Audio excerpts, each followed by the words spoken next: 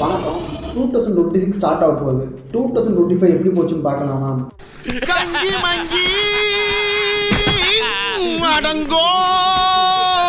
நீங்க நினைக்கும் சூப்பரான போல நக்கிட்டே போயிடுச்சு.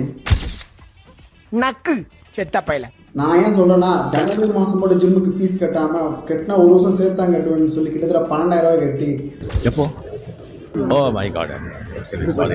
வெறும் 3 நாள்ல பாத்தீங்கன்னா ஜிம் விட்டு வெளியே வந்துட்டேன். என்னோட பெரிய முட்டாள் யாருமே இருக்க மாட்டாங்க. முட்டாள் தாண்டா விசுவாசியா இருப்பான். சரி, மாசம் இப்படி போச்சு. 2வது மாசம் பிப்ரவரி மாசத்துல இருந்து வேற லெவலில் போகலாம் அப்படின்னு சொல்லி பிப்ரவரி 14 போட்டாலும் நினைச்சா அங்கேயும் ஒரு பிரேக்கப். பொம்பளை சோக்கு கேக்குதாடா, பொம்பளை சோக்கு. பிப்ரவரி 14 கொண்டான்னு பார்த்தா காதல் இருந்தா தானே காதல் தினத்தை கொண்டு வர முடியும்னு சொல்லி அந்த மாசம் கடைசியில் வேஸ்ட் பண்ணிட்டேன். அப்போ என் திருமண வாழ்க்கை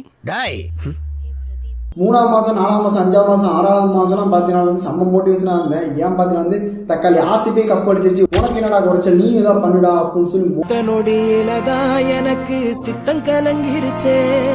முதல் 4 மாசம் ஏதோ ட்ரை பண்ணேன். நீ என்ன பெருசா ஒண்ணும் இல்லை. இன்ஸ்டாகிராம் வீடியோஸ் போட்டா, யூடியூப் வீடியோஸ் போட்டா போதும் லிஸ்ட் பெருசா போய்கிட்டு இருக்கு. பெரிய லெவல் மிகப்பெரிய லெவல் ரீச் இல்ல. இதுதான் இன்னும் 6 மாசம் இருக்கு. நம்ம தான் அந்த 6 மாசம் கரெக்டா பர்ஃபெக்டா நோட் பண்ணி டாஸ்க்லாம் கம்ப்ளீட் பண்ணி க்ரோத் ஆனா நம்ம 6 வருஷம் நெக்ஸ்ட் லைஃப் சேவ் நான் நினைச்சேன். அங்கதான் ஒரு ட்விஸ்ட். என் லைஃப் திருப்பு முன்னே கொண்டாடலாம் பார்த்தா நானே திரும்ப நின்று இருந்தேன். லைஃப்ல எங்க போகுது ஏதுன்னு தெரியாம என்ன பண்ற ஏதுன்னு திக்கு முக்காடி நின்று இருந்தேன். என்னோட வாழ்க்கை எப்படி இருக்குங்க ஐயா?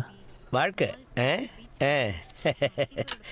அவனாவது கடைசி வரைக்கும் தண்டு சோரத்துன்னு பொழைச்சுக்குவான். நீ எல்லாம் பிறந்ததே ஒரு சாபக்கேடு. ஏன்னு பாத்தீங்கன்னா கணக்கார வேலை தருவா காலேஜ் ஒரு வச்சு ஏன்டா வார அப்படின்னு சொல்லி எல்லா கம்பெனி ரிஜெக்ட் சொல்லி full and full reject. So ஃபைனலாக பார்த்தீங்கன்னா வந்து வெளியூர்ல இருந்து நண்பர்கள்லாம் வந்தாங்க தீபாவளி கொண்டாடுறதுக்கு. ஸோ எல்லாமே வேலைக்கு போயிட்டாங்க. நான் முடிச்சு இந்த பட்டாசம் வெடிச்சு செம்ம ஜாலியாக இருந்தேன். அப்போ அவங்க கூட 10 பசங்க விளையாடிட்டு இருந்தாங்க. இப்போ நீ தனியாக விளையாடிட்டு இருக்க, ஏன்னா அவங்களாம் வேலைக்கு போயிட்டாங்க. ஸோ ஃபைனலாக பார்த்தீங்கன்னா வெளிநாடு போயிடலாம் இந்த வருஷம், இங்கே இருக்க வேணாம் அப்படின்னு நினச்சி இந்த இயர் 2ல் பார்த்தீங்கன்னா பிளான் பண்ணேன். பிளான் பண்ணும்போது தெரிஞ்சு ₹1,00,000 செலவாகுமா, அந்த ₹1,00,000 அடக்கி தான் நம்ம வெளிநாடே போகணும்னு சொல்லி அப்போ தான் புரிஞ்சுக்கிட்டேன். போடா டேய், வீட்டில் ஏதாவது வேலை இருந்தால் போய் பாடுறா.